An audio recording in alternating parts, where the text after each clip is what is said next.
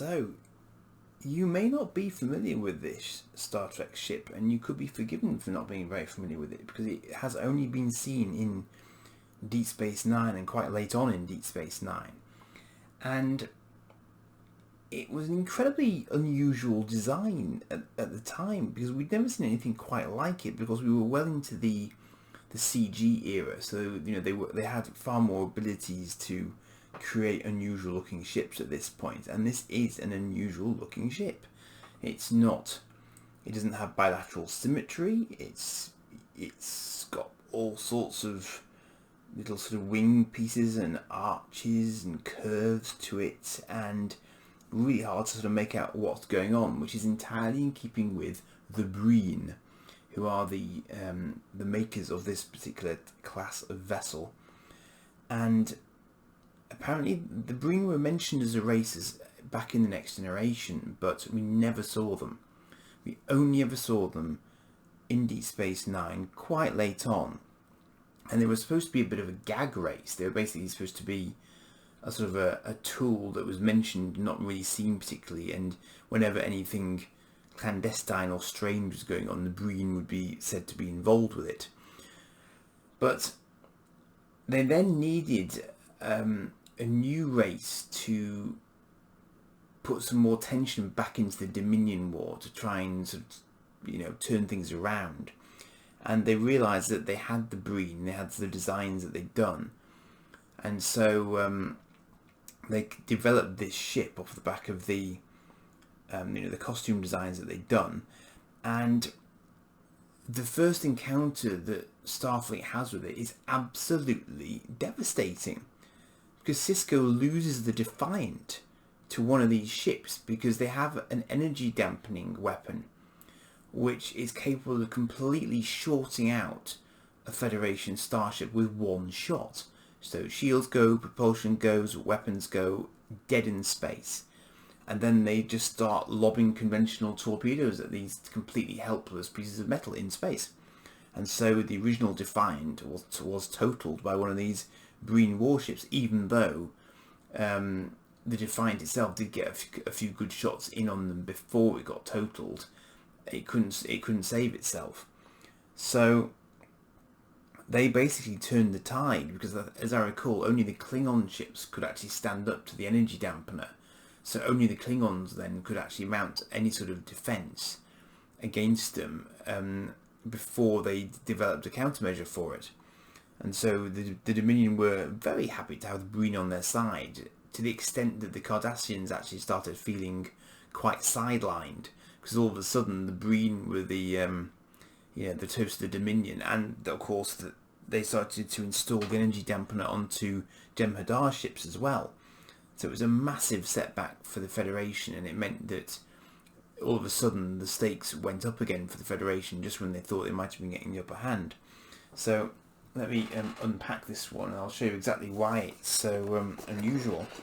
I panicked at first when I saw this one's box because I couldn't see the stand for it, but unusually the stand is actually underneath the black base, which I've never seen in one of these boxes before, so it's that was not something I was anticipating. This again is one of my pre-owned ones, which means that I've got to unpick this box. I should have learned from the last one.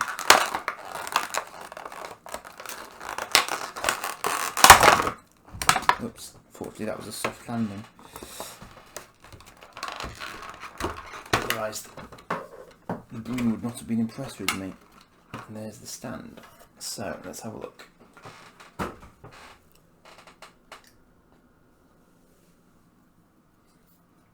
Okay, so there it is. A little bit of weight to it, not loads, because obviously there's a lot of air in this particular little ship.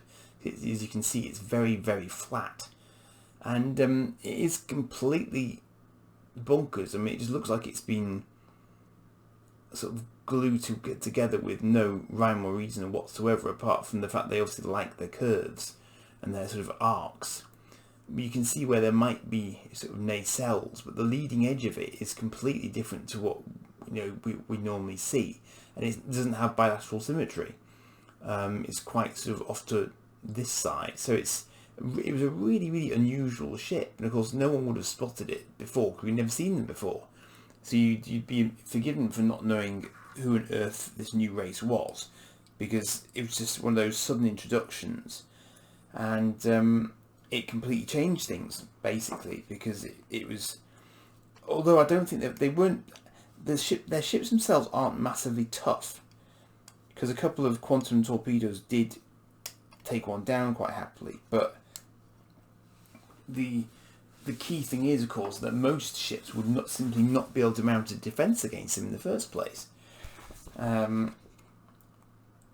thing that always makes me smile is, who do you think of when you see them?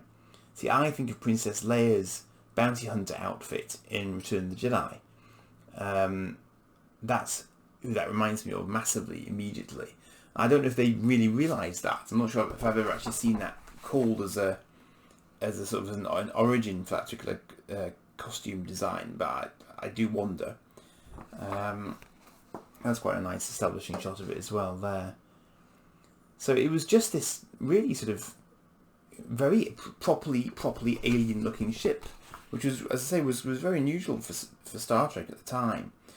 And the Breen attacked Earth and somehow managed to get away with it. And obviously the planetary defences presumably, ultimately got rid of them, but they attacked Starfleet Command and got rid of it. And got away with it pretty effectively. So they really were the toast of the Dominion for quite some time, but their involvement did help to turn the Cardassians, I think, against the Dominion, because they realised that they could get sidelined and the Breen could take over. So I thought that was a very appropriate ship to have for Deep Space Nine, because it is really, it is the only series in which we've ever seen them in ships. So good addition to my DS9 shelf, and quite a nice compact little model as well. Some of these models are quite sort of long in one direction or another, and that can cause difficulties for me in terms of finding enough space for them, but this one's nicely compact, and also an unusual colour scheme as well. It's sort of slightly rumbling green, but it's sort of paler than that. So yeah, curious little ship, but also very, very deadly in the up against the right sort of adversary. So I've now got one more Deep Space Nine ship to go, and after that I will probably pause for the evening. Cheers for now.